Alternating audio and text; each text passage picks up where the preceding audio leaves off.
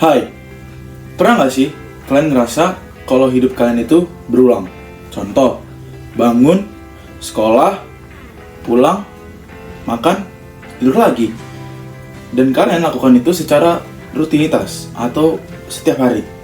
Berarti, kalian sudah masuk ke dalam fase atau sudah terjebak di dalam zona nyaman. Lalu apa sih zona nyaman itu sendiri? Mari kita bahas. Yang pertama, apa sih zona nyaman itu?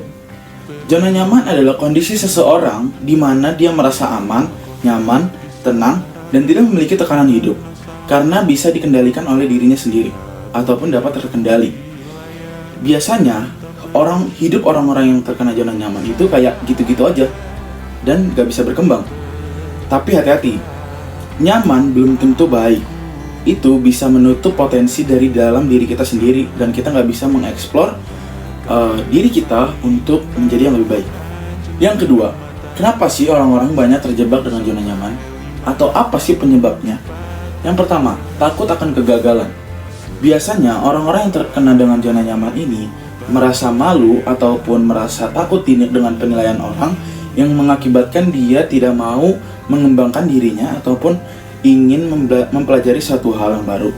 Ataupun biasanya orang ini tertutup. Jadi dia tidak mau mengeksplor dirinya sendiri karena dia takut akan kegagalan. Yang kedua, kebiasaan rutinitas. Memang, kebiasaan rutinitas itu membuat kita menjadi nyaman dan aman, tapi itu yang membuat kita menjadi bosan dan kita nggak berkembang untuk diri kita sendiri.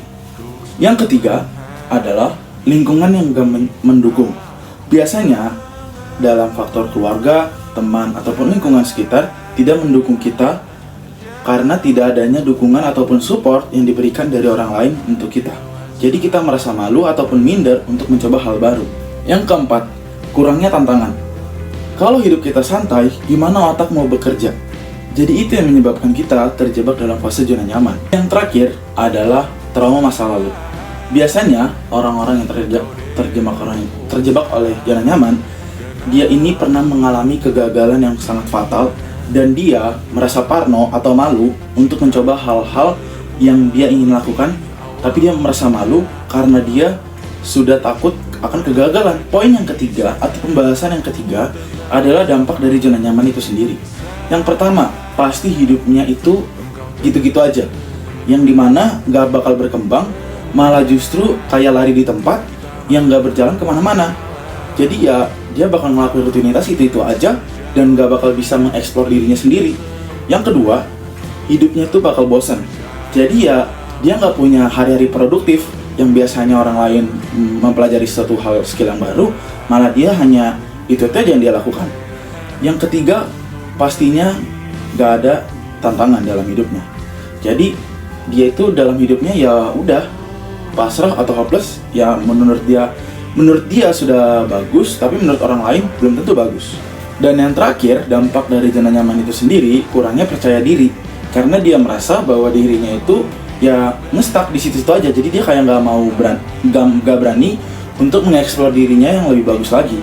Poin yang keempat yang kita akan bahas yaitu adalah contoh dari zona nyaman itu sendiri. Apa sih contoh dari zona nyaman itu sendiri?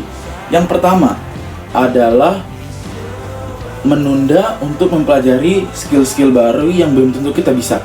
Contoh, kita belum bisa untuk bermain musik, tapi kita malah kayak udah takut duluan untuk mencoba hal baru, kayak bermain musik ataupun mencoba soft skill baru, dan itu yang membuat kita jadi terjebak dengan zona nyaman ataupun melakukan rutinitas yang sama. Yang kedua, biasanya misalkan kita udah ulangan dan kita merasa kayak ya udah nilai segini itu udah cukup buat diri gua, dan malah kita gak berkembang karena kita udah punya target nilai kita ya segini, gak bakal bisa naik terus. Dan itu yang menyebabkan kita menjadi terjebak oleh zona nyaman itu sendiri. Pembahasan yang terakhir adalah cara kita untuk keluar dari zona nyaman itu sendiri. Yang pertama, sadar diri. Ini adalah suatu metode yang sangat bagus untuk kita memulai untuk keluar dari zona nyaman. Yang pertama itu sadar diri. Akui bahwa diri kita itu sudah terjebak oleh zona nyaman yang ngebuat kita gak berkembang. Yang kedua adalah tantang diri kita pelan-pelan. Gak usah langsung melakukan hal yang ekstrim, cobalah dengan hal yang kecil. Contoh, kita mulai dengan bangun pagi, lalu mungkin kita mulai mempelajari skill-skill baru. Ya, kita harus berani buat skill baru itu. Lalu yang ketiga, mungkin untuk kita menjadi berani atau percaya diri untuk menjawab pertanyaan dari guru ataupun orang lain. Yang ketiga itu, terima proses ketidaknyamanan. Karena setiap proses itu memiliki ketidaknyamanannya masing-masing. Dan itu adalah bagian dari proses kita bisa keluar dari zona nyaman. Cara yang keempat adalah stop dari kata menghindar.